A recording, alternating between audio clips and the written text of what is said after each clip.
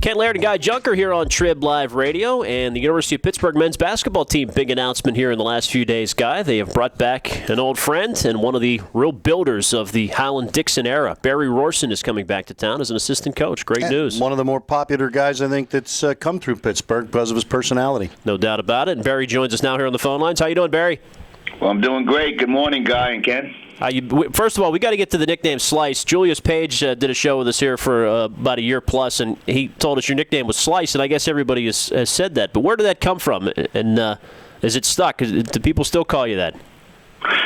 You know what? Most people do. I'm not sure if they even know my real name.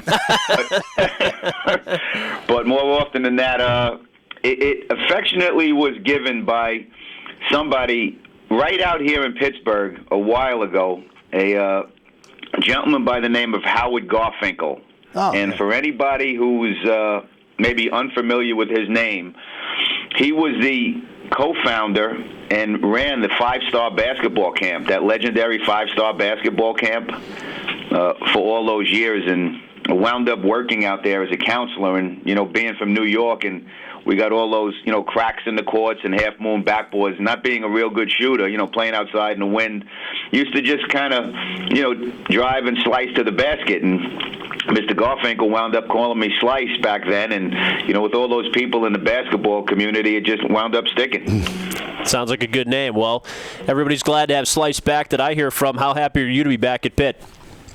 Well, very excited. There's so many wonderful things about being here, about being in the city of Pittsburgh and in Western Pennsylvania. It's something, we just touched on it, the five-star camp. That was really my first introduction, to Western Pennsylvania and Pittsburgh. And the thing that hit me first and has always lasted with me is just the quality of the people, in this town. What a good town it is. Just the fabric of the people, and what a great sports town as well. Well, how did it happen? I mean, did you and Jamie obviously stayed in touch over the years? What got you guys together? Did you approach them? Did they approach you? How did it work? Well, the first time, being here as a part of Ben Howland's original staff, it was something that always just, it was a great sense of pride, to be associated with this university and, to live in this city, and it just stuck. And, those feelings have never gone away. If anything, they've just gotten stronger. And you get a great sense of, what this place is if you've lived here. And one of my things when people ask you about the city of Pittsburgh, my sayings are and feeling is, unless you're either from this city or have lived here for an extended period of time, you never understand how great of a town and community it is. And, once you're, involved with this, even, when you look at so many of the retired pro athletes, that could really live anywhere they want, after they've made their millions, how many of them decide to stay and live here? It's just a great testament to how good a town it is. Pitt assistant basketball coach Barry Rohrssen back for his second term with us here on Ken and Guy. What's changed, Barry, since you were here last? I know you had a nice long run, but how will things be different for you the second time around? What's changed? Probably my weight's gone up a little bit, from the last time you've got. I probably lost a little more hair and gained a little more weight. Welcome to the club. Yeah. But, from my end, it was, great to have an opportunity to become a head coach.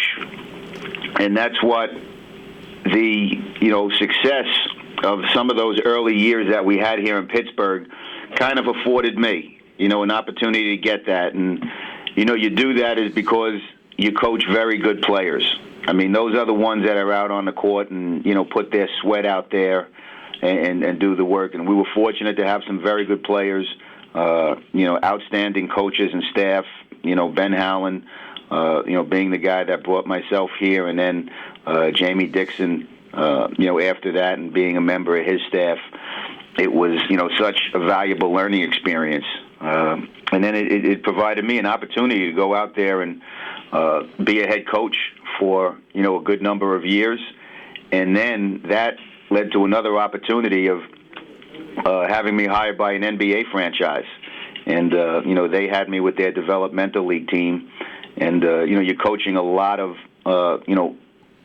talented players, in that situation. So, all these years have just been, so great since moving on from Pitt as just to add to the basketball knowledge and, the learning curve. Well, Barry, one of the big differences will be a different conference, and I think when it was first announced that Pitt was leaving the Big East, I think we were all a little bit sad because it was such a great conference, the Big East tournament, one of the best events to cover every year. But now that the conference is kind of dissolved after Pitt has left, I mean, they would have been worse off had they stayed. But the question we've been asking from the beginning is, how does this change recruiting for Pitt? Now you're back, a guy that we always viewed as someone who really had those connections in New York and could get those New York kids to come here. Will New York kids want to play in a schedule that primarily takes you down south, as attractive as it is? Do you think it'll be more difficult? Will you have to change your base of recruiting and go further south? Well, the one thing about recruiting that doesn't change is everyone wants to get the best players. Okay, regardless of what conference you're in, no matter what area you're from, everybody always wants to get the best players, and that shouldn't change here at Pitt. One of my feelings of recruiting, it's always kind of been an inside-out philosophy, and you try to look right here in your own backyard and start there, and then spread out a bit. Some of my reasons for recruiting in New York is because, if you couldn't tell from my accent, that's where I'm from. But they're good players everywhere, and we've had some success there with guys. But again, you need it's important to look locally, it's important to look regionally, it's important to look nationally, and even internationally. I mean, there are many good players that aren't just playing, in the United States, but across the country, around the globe, and that's where you have to have your radar screens up. How many contacts do you have in your phone, Barry? I mean, people say you know about everybody in New York City. Do you use like a Rolodex? What do you got, digital these days? How do you handle it? You used to kind of be, just a number 2 pencil and a yellow legal pad. Yeah. Fortunately, everybody's trying to get me up here in technology, so I was just able, in my last position here, with the Portland Trailblazers, I wound up with one of these iPhones. Right. So it's a little easier to put your contact numbers in there, and once we got it plugged in. But there's a lot of recruiting contacts, and being from New York, there's a lot of pizzerias in there too. So. Good news. Yeah, we were just talking about, you were giving us advice on where to go for slices of pizza at the last Big East tournament I saw you at. By the way, the Penguins are playing the Islanders. Do the Islanders have a chance, and will they survive in Brooklyn when they move? I know you're a Brooklyn guy. Are they going to do well when they move there? Obviously wish them well. They're moving into a building there, the Barclays Center, that you can literally walk to the hospital where I was born, from the Barclays Center. So it's great to see that community, back up and running. They've kind of been someone else's team since, I guess, the Brooklyn Dodgers left. Yeah.